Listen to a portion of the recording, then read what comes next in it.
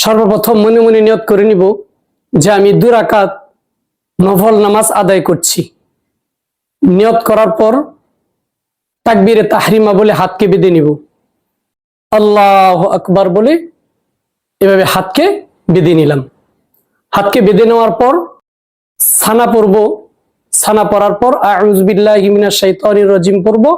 এরপর বিসমিল্লাহির রহমানির রহিম পড়ে নিব। সূরা ফাতিহা তথা আলহামদু শরীফ পড়ব।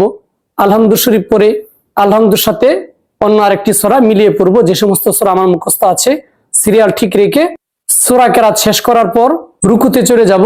রুকুর তাকবীর বলে রুকুতে গিয়ে রুকুর তাসবিহ আদায় করে নিব। এরপর সাজদায় চলে যাব। সাজদায় গিয়ে 2টি সাজদা আদায় করে দ্বিতীয় রাকাতের উদ্দেশ্যে আবারও দাঁড়িয়ে যাব।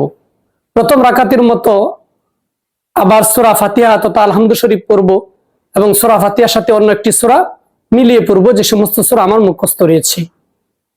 এরপর রুকুতে চলে যাব। রুকুর তাসবিহ আদায় করব।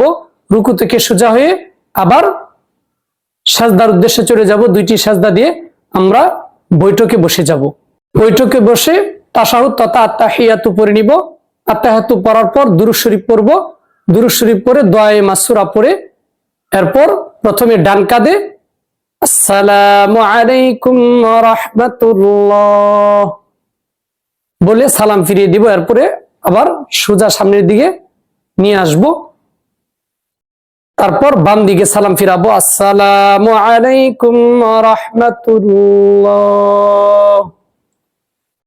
এরপর দোয়া মানাজাতের মাধ্যমে নামাজ শেষ করব।